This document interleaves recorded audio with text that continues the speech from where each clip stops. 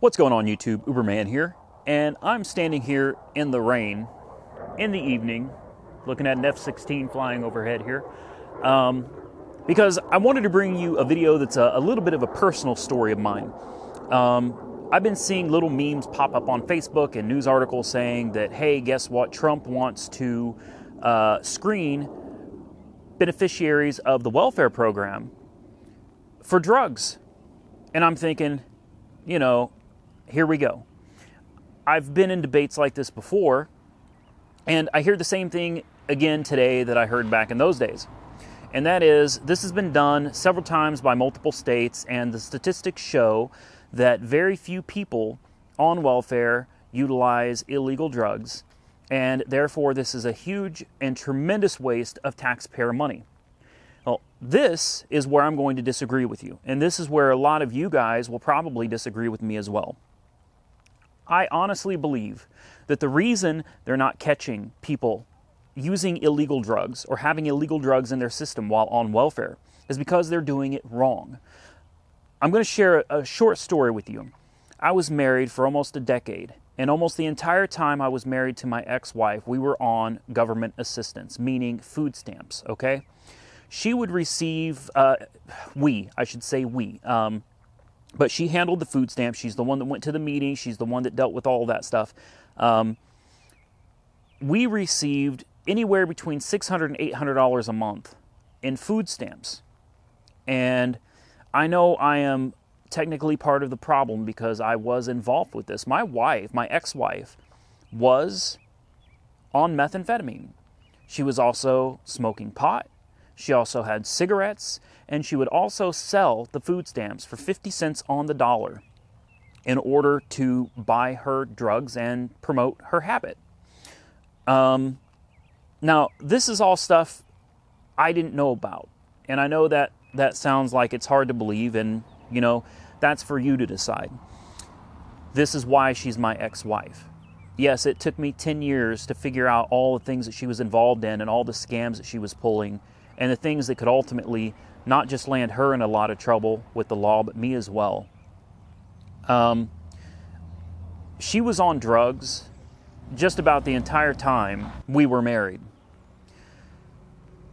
A lot of things happened in that relationship. I learned a lot of very valuable life lessons from it.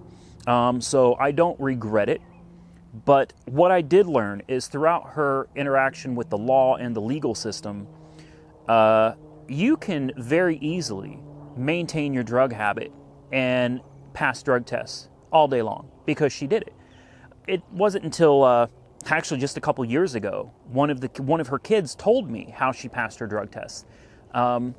She would get urine from her daughter, put it in a balloon, put the balloon inside of her vagina, go to her drug test, pop the balloon, piss comes back clean.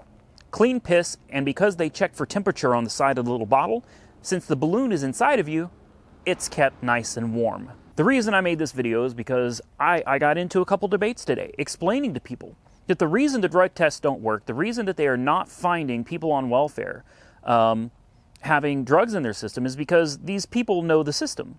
These people know exactly what they need to do to get around it to completely circumvent it. The drug screening process is being done wrong, people.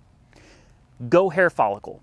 I know you could go even further with a blood test or whatever, but, you know, I think that's too invasive. That's not okay. But, you know, do a hair follicle. It's that simple. You're not going to lie around. You're not going to lie through that, okay? And if you fail your hair follicle test, you fail your drug screen, you're automatically banned from the program for something like a minimum of 5 years. For those people that are legitimately on the program, they should have to provide a community service. You shouldn't get something for nothing. Now, the people that are out there working, they have jobs and they need this to assist, they still should have to take a hair follicle test. But they should not be forced to do community service because they are obviously already doing their part. But the people that don't have jobs, the people that are sitting at home, oh, I tried, I've been out looking for 2 years, can't find a job. Well, you need to be providing a minimum of 20 hours of community service a week. A minimum. That's part-time. That's half time you'd spend at a normal job. You need to be providing some type of labor for the community that's helping to support you and feed you and your family. Unfortunately, there are too many people that are on the welfare system that are just out here abusing it and using it to live. They live off of it. They have babies and raise their kids to live off of the government. So when you tell me that it's too expensive to do drug testing on people that are on welfare, I say to you, my ex-wife spent over a decade and currently still is on government assistance. She still receives over $600 a month in food stamps. Add up $600 a month over the course of the last 14 years that she has been abusing the system. I'll wait.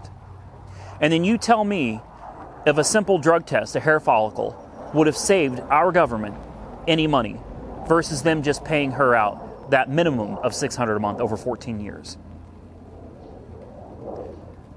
I believe that if the drug testing was done properly, we would catch the people, throw them off the program, we would save that money, and that money could go to the people who really deserve it and really need it, because there are genuinely people out here that need the assistance. Comment below, and as always, stay safe out there.